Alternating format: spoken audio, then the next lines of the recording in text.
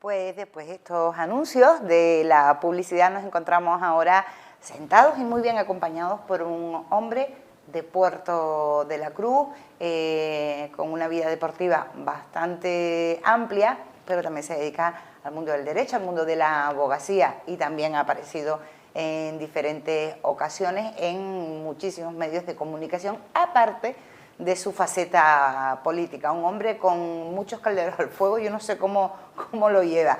Me refiero a Pedro González, abogado. Pedro, buenas tardes. Muy buenas tardes. ¿Tienes muchos calderos al fuego, Pedro? Sí, algunos se me quema de vez en cuando. Sí, no te echan. Sí, no me echan, ¿no? Que por lo que pasó en el último pleno, ¿no? Sí, bueno, son los sinsabores que tiene a veces defender la libertad.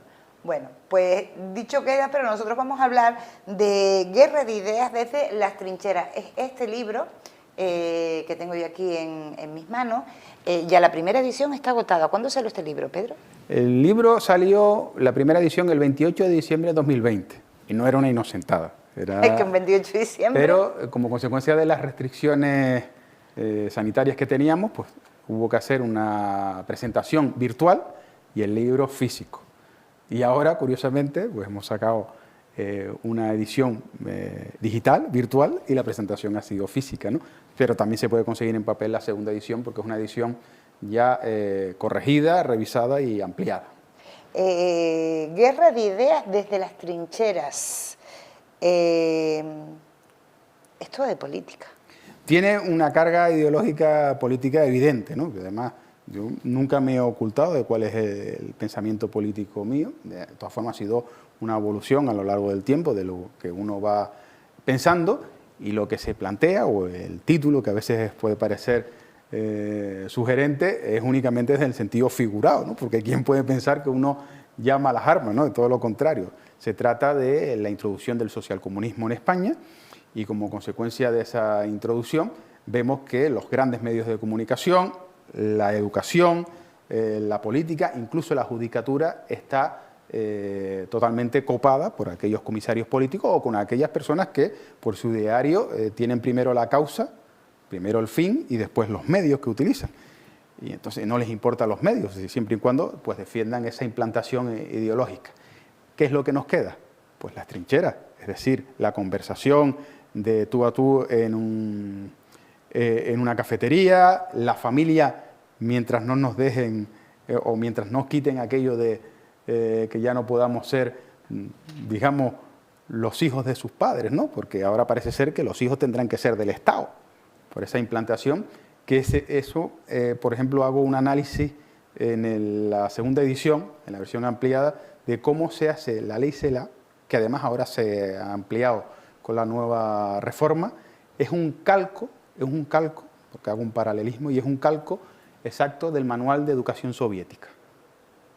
Lo que pasa es que parece que no lo queremos ver, pero es un calco. De hecho, ¿tú crees que la población realmente, cuando sale una ley de este tipo, estás hablando de la ley CELAC, de educación, la gente se plantea a ver y a leer toda la ley, o nos vamos dando cuenta a medida que van pasando los días y nos van afectando las cosas? Claro. Creo que en cierto modo la sociedad está algo aletargada, porque nos hacen cualquier cosa y no se protesta, porque ¿quién maneja la calle? En este caso la izquierda, ¿no? Eso creo que ha quedado sobradamente claro a partir de la pandemia, ¿no? Sobre todo porque podemos ver, un profesor de la educación pública ha tenido que sacar una carrera, ha tenido que prepararse unas oposiciones, aprobarlas, sacar nota para elegir destino y tener una formación.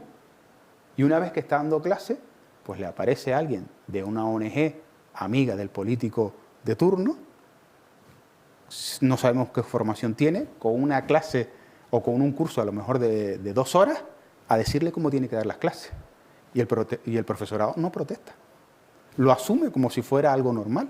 Entonces, ¿usted para qué estudió la carrera? ¿Pero tú no crees que esto se da con todos los partidos políticos que llegan al poder? Porque ejemplos hay. Hay una diferencia que creo que es clara. Se puede ser socialista, yo cuando hablo de socialismo hablo del marxismo. Sí. Después no hablo de la socialdemocracia, no hablo se puede ser socialista o comunista en un país capitalista. ¿Se puede ser capitalista en un país socialista? Creo que la respuesta es clara, ¿no? Los ejemplos los tenemos a lo largo de la historia de los últimos 100 años y actualmente los podemos ver. Entonces, a partir de ahí, si se implanta el socialcomunismo, ¿podremos ser libres? No. ¿Y cómo se hace? Hay una diferencia clara. Antiguamente existía la guerra de clases, la lucha obrera. Claro, pero el obrero se convirtió en la clase media.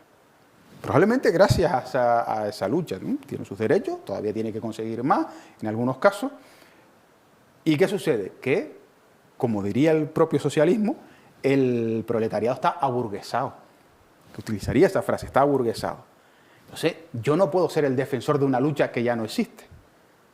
¿Qué hace? Pues como si fueran distintos eslabones, creo luchas, creo conflictos. Y a partir de ahí, pues aparece el ecologismo ya radical, ahora parece ser que el feminismo, ahora hay un ecofeminismo, ecoecologismo, feminismo ecológico, ya a veces me pierdo, la defensa del colectivo LGTBI.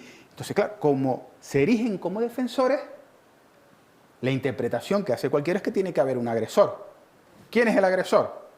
Al que tacho de fascista, que incluso ya no es fascista, ahora es ultraderecha, porque ya pasó de la extrema derecha, como si fuera algo peyorativo ser de derecha. Y a partir de ahí, si yo hago algo mal, pero soy socialista, no importa, porque mi objetivo es bueno. En cambio, si hace algo bien cualquier dirigente del centro derecha, tampoco importa, porque es malvado. Se han creado los buenos y los malos, y eso está calando en la sociedad, está calando en los medios de comunicación. A mí a veces me plantea alguno, tú que eres bastante, las distancias cortas, a lo mejor no en la tele, no en la política, pero en el tú a tú, dice, eres bastante divertido, sueles gastar, no pareces que seas de derecha. Oiga, usted está estigmatizando a la derecha. Somos personas igual y corriente. Y eso al final no deja de ser, yo lo llamo, también en sentido figurado, una enfermedad de falsa superioridad moral, que va como si fuera un veneno metiéndose poco a poco en la sociedad. Y al final, pues, hoy en día no se fusila, afortunadamente, al menos en nuestro país. Gracias a Dios. Pero existe el escarnio público. Es decir, se fusila o se elimina de la sociedad. Cuando alguien puede tener un discurso perfecto, pero el contrario con llamarlo fascista tiene. No necesita argumentar absolutamente nada. Es que usted es un fascista. ¿Realmente la gente sabrá el significado de la palabra fascismo? Porque veo que últimamente en debates, los políticos, en televisión, en cualquier sitio, se suele utilizar todo con mucha facilidad. Es que ese es el problema a veces del ideario político que se está metiendo en los libros de educación, sobre todo la eliminación de mucha parte de la historia. Porque si fuera así, muchos sabrían que el fascismo fue inventado por Benito Mussolini, que era un alto dirigente socialista italiano.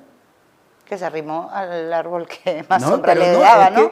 No, pero es que además aplicaba políticas socialistas. Socialistas, estoy hablando marxistas. Pero es que hoy en día todavía el nazismo se piensa que es de derecha. Y los nazis eran socialistas, nacionalsocialistas, es verdad que por delante del socialismo estaba la patria. Pero es que la Segunda Guerra Mundial no empezó porque alguien de derecha dijera hay que matar a los demás. No, empezaron los nazis junto a los soviéticos. Los primeros, primeros y segundos años de la guerra, iban de la mano los comunistas soviéticos con los nazis. De ahí el general Molotov. ¿Tú crees que ahí realmente habían ideologías políticas o realmente lo que habían eran intereses por parte de Alemania en este caso? Por supuesto que hay una ideología política. Ahora mismo, por ejemplo, se está introduciendo, lo vemos poco a poco, y nosotros nos planteamos, España no es Venezuela, pero Venezuela decía que ellos no eran Cuba. Y hay que ver de dónde empieza.